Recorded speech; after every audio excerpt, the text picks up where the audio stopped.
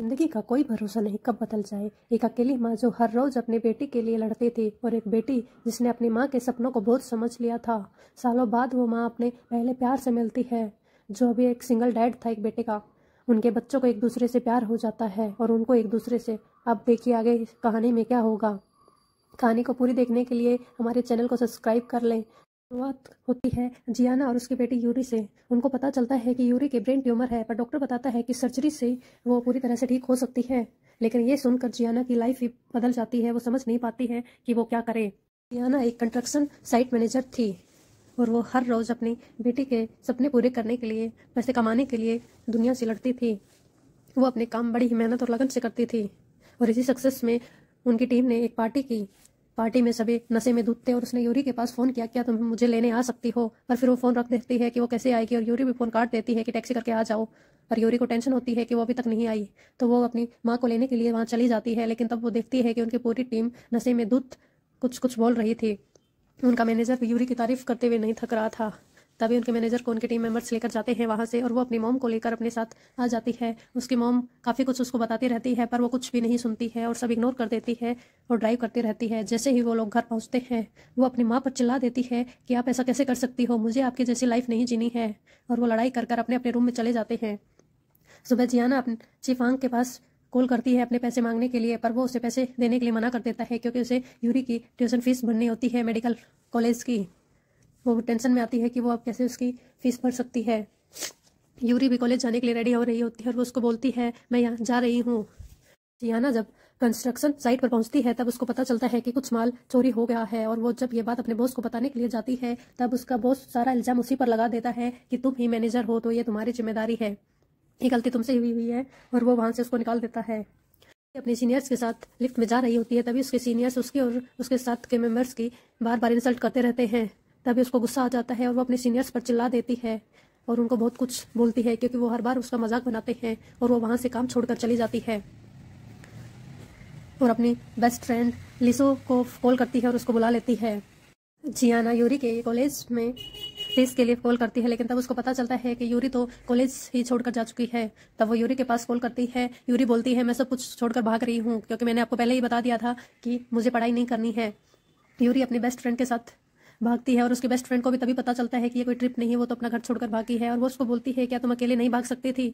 पर वहाँ का व्यू देखकर उसके फ्रेंड खुश हो जाती है और सब अपनी टेंशन भूल कर एंजॉय करने लगते हैं। ना को यूरी की टेंशन हो रही होती है कि वो अब कहाँ होगी और किस हाल में होगी क्योंकि उसने उसका फ़ोन भी काट दिया। वो उसके लिए कुछ पैसे जमा करवाने के लिए बैंक में जाती है लेकिन तब उसे पता चलता है कि बैंक यूरी ने अपना अकाउंट ही बंद कर लिया और सारे पैसे निकाल लिए। तब उसको और ज़्यादा गुस्सा आ जाता है। यूरी और उसकी फ्रेंड लिसो अपनी जगह पर पहुंच जाती है जहाँ उनको जाना होता है लेकिन वहाँ पर सब कुछ अभी बंद होता है तो वो वहाँ से वापस जाने लगती हैं। वो जैसे ही गाँव में जाती है तभी उनकी वैन में धुआं उठने लगता है और दोनों डरने लगती हैं और वहाँ से निकल के बाहर चली जाती है। लेकिन तभी उनको लोगों की आवाज़ आती है पर कोई दिखाई नहीं देता है। वहाँ गांव के लोग फसल काट रहे होते हैं तभी वो निकल कर आते हैं और वो लोग उनको देखकर डर जाती हैं।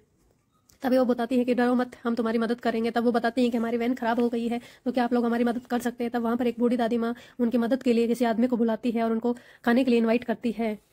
जियाना को गुस्सा आ रहा होता है कि यूरी ऐसा कैसे कर सकती है। तभी वो अपनी एक इंस्टा पर पोस्ट करने ही वाली होती है तभी उसको उनको दिखता है कि लिसो ने एक पोस्ट की है जिसमें उनकी लोकेशन का पता चल जाता है। वो सभी लोग बैठकर खाना खा रहे होते हैं तभी वैन को ठीक करने वाले लोग आ जाते हैं और दादी माँ उन्हें बोलती है कि अब तुम्हें टेंशन लेने की ज़रूरत नहीं क्योंकि ये लोग आ गए हैं। वैन को ठीक करने के लिए जिसको बुलाया होता है वो है जोंगसुंग और उसका बेटा बोयन। बोयन उन्हें बोलता है कि ये वैन यहाँ ठीक नहीं हो सकती, अपनी इंश्योरेंस कंपनी को कॉल करो, वो पार्ट्स लेकर आएगी तभी तुम्हारी ठीक हो सकती है।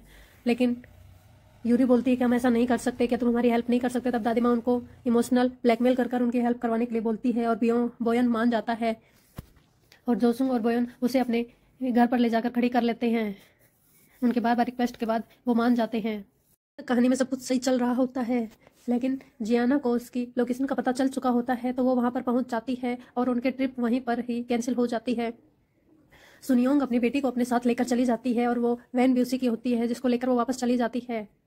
जियाना और उसकी बेटी यूरी वहीं पर रुकते हैं। तभी यूरी रोने लगती है और उसकी माँ को बताती है कि मुझे ब्रेन ट्यूमर है। पहले उसकी माँ को मजाक लगता है लेकिन उसको रोते हुए देखकर वो टेंशन में आ जाती है और दोनों वहां से बस पकड़कर शहर पहुंच जाते हैं। और जब डॉक्टर के पास पहुंचते हैं तब उनको पता चलता है कि उसके एक ब्रेन ट्यूमर है फर्स्ट स्टेज का जो सर्जरी से ठीक हो जाएगा।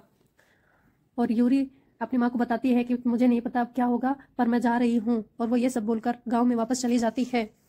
इस बार जियाना यूरी को रोक भी नहीं पाती है। जियाना अकेले घर आती है और उसको समझ नहीं आता है कि वो अब क्या करे, क्योंकि उसको पता चला है कि उसकी बेटी को ब्रेन ट्यूमर है। ये सब भूल नहीं पाती है और उधर जियाना भी ये सब सोचकर टेंशन में होती है। अब गुस्से में उसकी माँ अपने फ्रेंड सुनियोंग पर चिल्ला देती है कि तुमने मुझे किमची बनाकर नहीं दी। तब सुनियोंग समझ जाती है कि उसे कोई टेंशन है और वो घर के सारे काम करने लग जाती है। तभी सुनियोंग उसके पास मिलने के लिए आती है और उसको पूछती है कि तुम्हें क्या हुआ। तभी वो बताती है कि यूरी को ब्रेन ट्यूमर है और वो उसको गले लगा लेती है और दोनों रोने लग जाती है, क्योंकि अभी तक जियाना ने अपने आप को रोक रखा था। आगे के एपिसोड के लिए चैनल को सब्सक्राइब करें।